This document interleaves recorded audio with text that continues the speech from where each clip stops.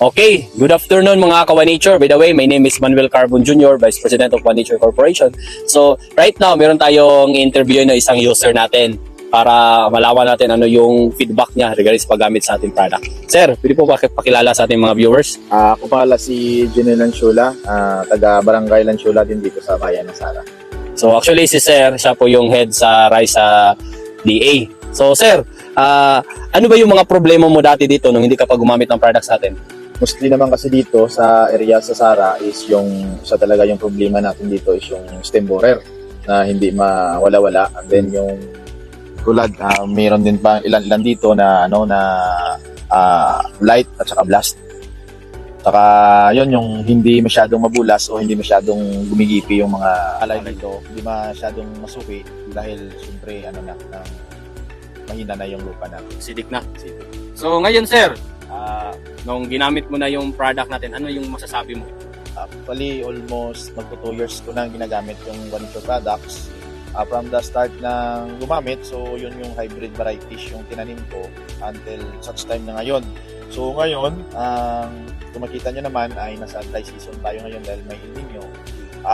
Nagpapatubig kami from deep well o yung tinatawag namin dito na tasok. Pero kita nyo naman nakasurvive pa, berding-berde pa naman yung dahon ng palay natin. So dahil din yun sa products na ginagamit natin. Ano yung ginamit mo, Sir? So first, before kami mag-transplant, naggamit kami ng itong Biotop.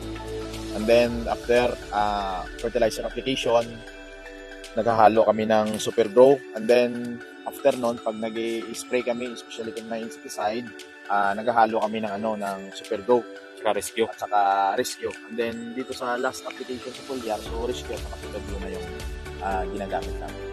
Yan, no? So sa tingin mo, Sir, ano yung nakita mong resulta sa product natin? Makita naman natin na sa butil, no? So kung tingnan natin ay compare natin sa mga ibang saka ngayon sa ganitong sitwasyon, mas maganda yung bunga ng palay na ginamitan natin ng 1Nature products. Yan, di ba?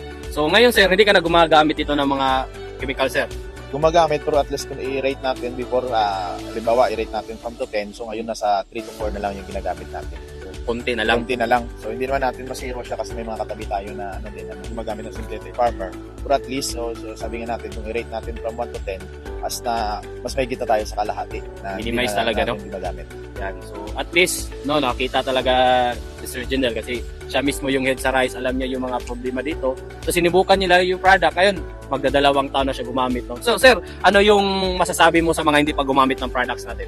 Sa mga farmers natin dyan, na hindi pa nakatry ng 1Nature products, so almost ilang years na din naman kayo nasasaka, almost lahat naman ng synthetic na practices na ginagamit sa palayan is subukan nyo na. I-try nyo yung organic products natin, especially yung products ni 1Nature. I-try nyo at i-compare nyo sa synthetic ninyo kung saan kayo mas makapamura at saan makita ninyo na gumanda ang yung palayan.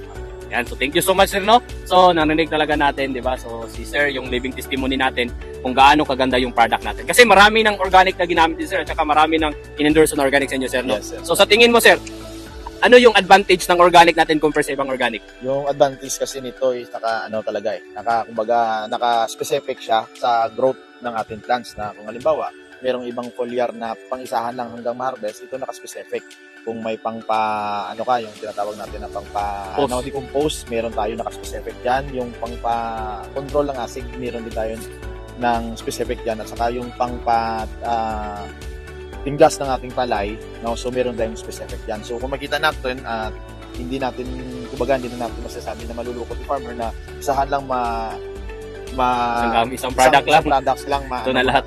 Nandiyan na lahat, pero dito at least kung tingnan natin iba-iba pero specific siya with its Gamsaya uses, dahil alam naman natin na yung growth performance ng ating crops at yung growth ng ating tanim ay nakadepende sa kanyang days. So every days may need siya. So sa product ni 1Nature, yung needs niya ay nandito sa products na magkaiba-iba. Yan. So thank you so much, Sir, no? So grabe, di ba? So sa lahat ng mga nanood nito, kung ikaw farmer ka na marami kang problema sa iyong sakahan, i-try mo po yung produkto namin. Garantisado po, hindi ka po magsisisi. So yun lang muna. Happy farming mga Ka-1Nature!